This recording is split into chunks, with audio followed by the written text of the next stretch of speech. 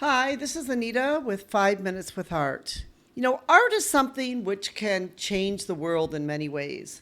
And today I want to talk about 7 important art movements. There's many different types of art movements, but these are maybe 7 that most people think about. And the first one, of course, is the Renaissance, which really took place from the 14th to 17th century throughout different parts of Europe. But you might ask, well, why is the Renaissance important? Why does the Renaissance matter? Well, the Renaissance didn't just give birth to brilliant paintings, it sparked a cultural rebirth. And that's one of the reasons why, when we talk about art movements, most people will talk about the Renaissance.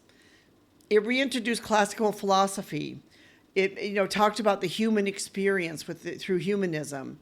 It fused science and art. Also, the Renaissance produced some of the greatest artists that we think about today. It's really interesting. If you do a Google search today, a famous artist, 2 artists that usually come up on the searches are Leonardo da Vinci and Michelangelo. And a lot of times you'll see Raphael also up there. These are 3 artists from the Renaissance era that even today people are researching, studying, and checking about. That's why the Renaissance is so important. Renaissance had a huge impact even in our lives today and in art today.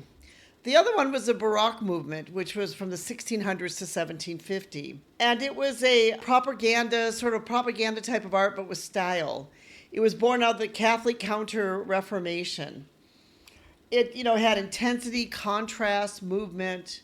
So, some of the great artists, of course, one that's talked about quite a bit is Caravaggio.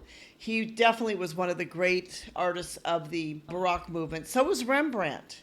And Rembrandt, again, is another name which you see searched many times for. If you did a search for great artists, Rembrandt will always come up there. As, a lot of times, Peter, Paul Rubens, and many of the others that were in this movement. Neoclassicism is another movement, which was from the mid-17th and 19th century. And, clean lines, classic themes, moral stories. Some of these artists here are not so well known as some of the others, but it really was a movement that did change the world. Jacques-Louis David, for example, was one of the artists there. Jean-Auguste Dominique Ingres was another one.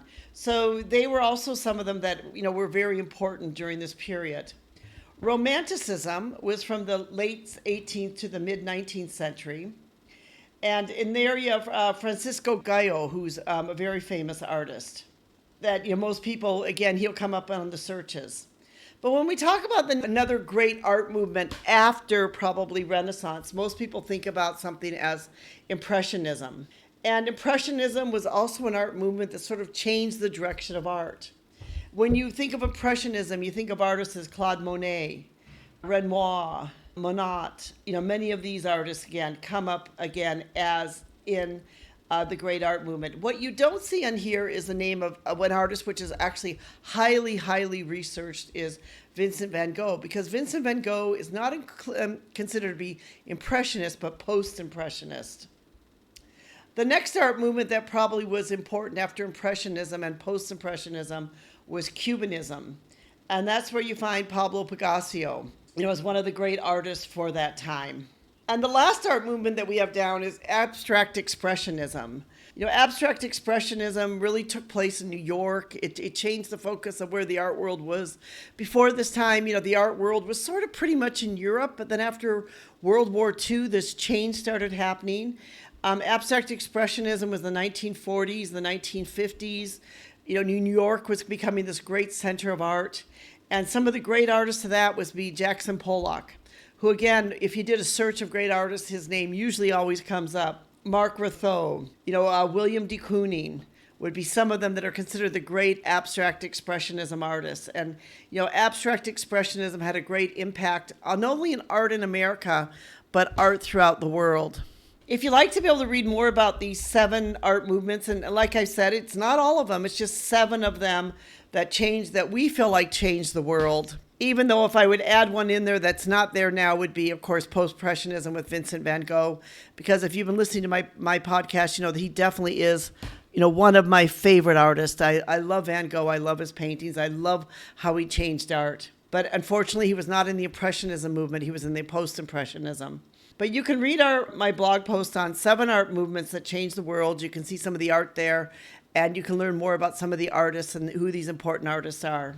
This is Anita from 5 Minutes with Art. Thank you for spending just a few minutes with us each week to be able to learn something about art. Art truly can change the world, and these art movements show how art does and can change the world. So you hope you'll join with us in learning about art and how art changes each of us and changes the world. Thank you.